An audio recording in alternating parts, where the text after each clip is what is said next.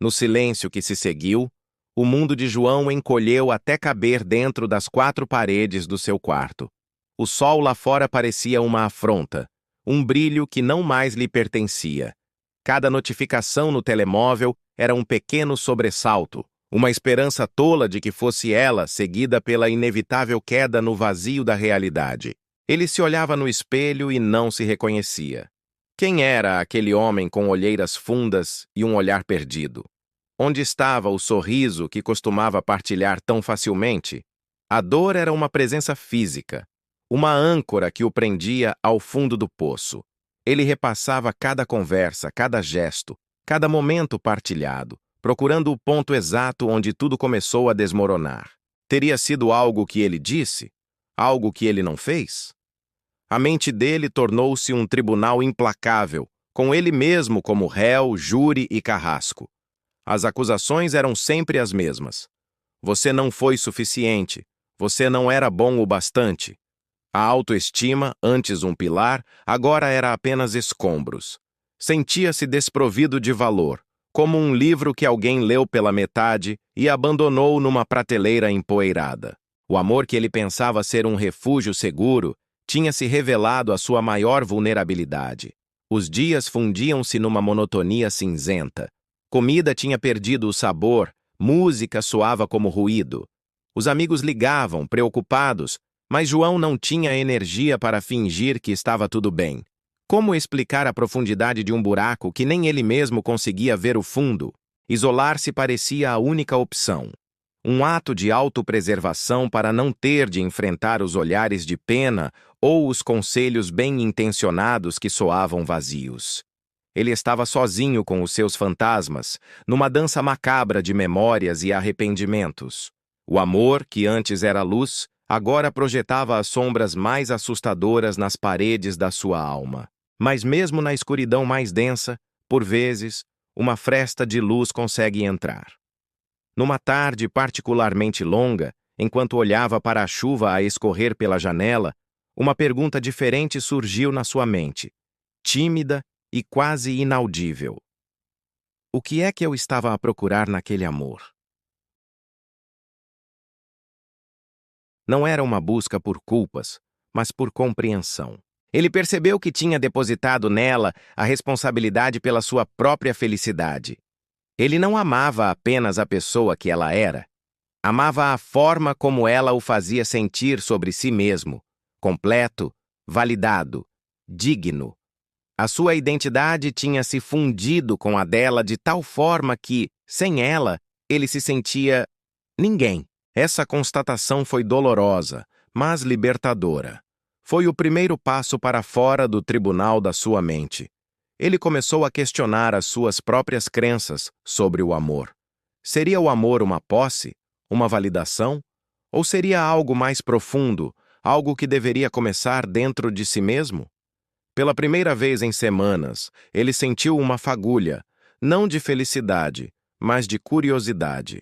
Uma vontade de entender o que significava realmente amar a si mesmo, não para atrair outra pessoa, mas por si próprio. Ele ainda estava no fundo do poço, mas agora, em vez de olhar para baixo, para a escuridão, ele começava a erguer os olhos, procurando o céu. Lentamente, João começou a reconstruir as suas rotinas. Um dia, forçou-se a sair para uma caminhada. O ar fresco nos pulmões, o simples ato de colocar um pé à frente do outro, pareceu um feito monumental. Ele não estava a tentar superar, mas sim a atravessar. Começou a escrever num diário, não sobre ela, mas sobre ele. Sobre os seus medos, as suas esperanças esquecidas, os seus sonhos que haviam sido postos de lado. Descobriu que, por baixo da camada de dor e autodepreciação, ainda existia um João. Um João que gostava de fotografia, que se interessava por história antiga, que sentia falta de rir até a barriga doer. O processo era lento e não linear.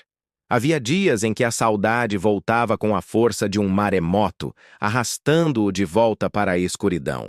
A diferença é que agora ele sabia que a escuridão não era permanente. Ele aprendia a acolher a tristeza sem deixar que ela o consumisse. Começou a entender que o amor próprio não era um destino, mas um caminho.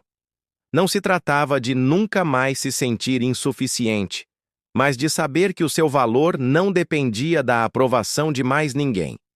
O amor que ele procurava externamente era, na verdade, um eco de uma necessidade interna que ele próprio precisava de suprir. A dor da perda não desapareceu de um dia para o outro. Transformou-se. De uma ferida aberta e latejante, tornou-se uma cicatriz. Uma cicatriz que contava uma história. Uma história não de fracasso, mas de resiliência.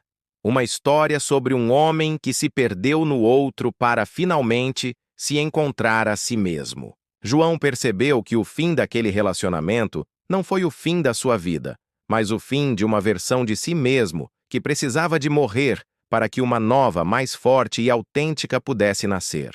O fundo do poço não era o seu túmulo, era o solo fértil de onde ele começaria a florescer. Ele começou a reencontrar os amigos, não para se queixar, mas para se reconectar. E ao partilhar a sua jornada, com uma vulnerabilidade que não conhecia antes, percebeu que não estava sozinho. Todos carregavam as suas próprias cicatrizes, as suas próprias batalhas internas. O amor, aprendeu ele, não era sobre encontrar a metade que nos falta, mas sobre partilhar a nossa inteireza com alguém igualmente inteiro. E para ser inteiro, ele precisava primeiro de juntar os seus próprios cacos, não para apagar as rachaduras, mas para as transformar em parte do seu design único. Esta jornada de autodescoberta estava apenas a começar. O caminho à frente ainda era incerto, mas pela primeira vez, João sentia que a bússola estava nas suas próprias mãos. Ele não sabia para onde ia, mas sabia quem estava a caminhar. Um homem que aprendeu da forma mais dura que o amor mais importante da sua vida é aquele que ele estava finalmente a aprender a dar a si mesmo. Obrigado por acompanharem este capítulo tão introspectivo da nossa história. Se esta jornada de autodescoberta ressoou convosco de alguma forma, deixem um like para nos apoiar. E claro, subscrevam o canal e ativem as notificações para não perderem o próximo capítulo, onde veremos como João continua a reconstruir a sua vida. Até a próxima!